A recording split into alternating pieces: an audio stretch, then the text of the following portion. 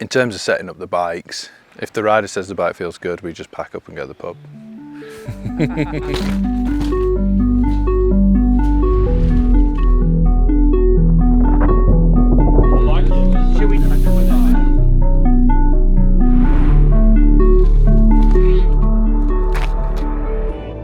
So after the season finished last year, we reviewed everything. All the on-track footage was dropped into a Dropbox. Just sat there for days going through it. There was patterns. There was patterns across all 5 riders of places we could improve. Some of the places that we identified were easier bits of track, free speed areas. We weren't carrying the speed that we wanted. We started with a sizing review. We've got a new front triangle this year, so the sizing of the bikes has changed. Some people have not changed at all. Some people have changed nearly a whole bike size. The last camp we did a few weeks ago was trying to really iron out the basics. Is the sizing of the bike right? Have we got the bikes right for each person?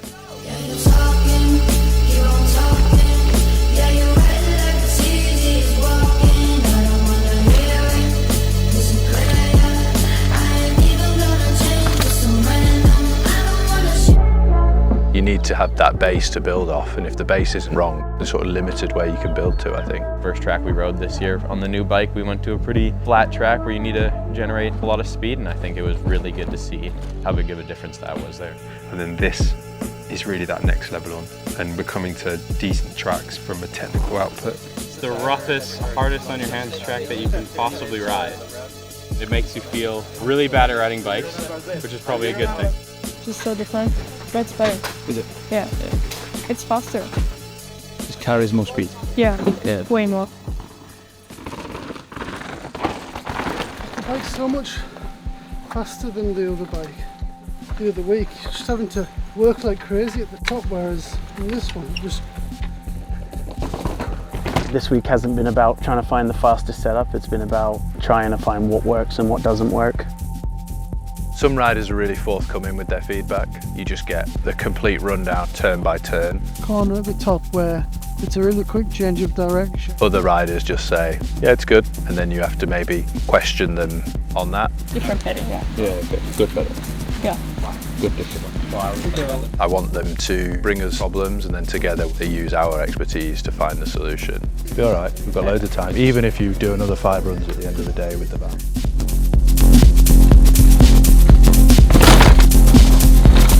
Was a little inside, it would grip over, and then I'd be able to correct and straighten it. I don't really like parting off a rider and a mechanic in the corner and it's just them on their own against the world. We've got all these people with all this knowledge, we might as well combine and try and be better because of it. Coming into this, I've noticed that the team is doing things quite differently to what I'd say the majority of other teams on the circuit are doing, using their individual skill set to boost the overall performance of the team. Maybe an idler 3 track. I want the technical team to be a team, to share ideas, and the riders to be able to be comfortable with any of the guys working on their bikes, because they're all really capable. We are like a big family. What is there, 19 of us? We all get along really well, we can all have a good laugh. Is that one of those self-washing mugs? Your wife's on the boat now, she can't help you from there. That's really great, but we're developing a bike now. There's no secret, we're here to try and win races. The main focus for this camp was reviewing suspension. The new fork has a totally different air spring in it, a few new tune options on the shocks.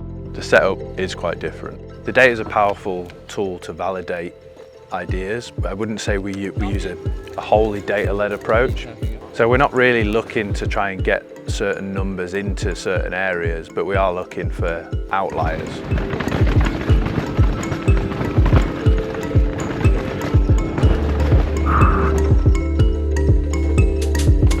Can we get that same feeling dropping the spring rate? I don't expect a completely flat line, No. but you should be able to go into a section and sort of see a rough average. Sometimes you need to disrupt. You maybe throw in a change which you don't expect to be better. Could be going up in air pressure, 2 psi, up 2 psi. They're just sort of riding into it, where sometimes you're better going up 10 psi. We sort of did that with Danny today. It looked like he was a bit firm on the fork. We dropped the fork significantly, and he said, oh, well, there's places where this works, and there's places where it doesn't work.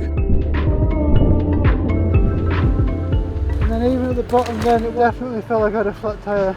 And then at the end of the day, we put him back to the old setup, and all it did was validate his old setup.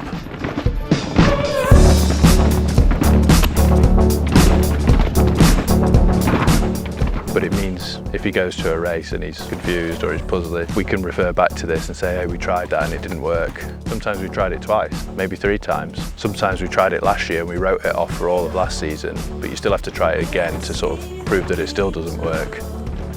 Working with the engineers and the mechanics, and with like being bracketing, like all the way to one side of a setting and then all the way to the other, trying to find that middle ground has been really satisfying for me. Where often I found, oh, I'll just ride whatever I'm given to a point. Thanks, Brett. Yeah. Good week. Cheers, lads. But I do think they've bought into it well this week. I think they understand why you're doing what you're doing, because they can see the incremental changes, can't they? They can see the direction that you're going in and the bike's going in.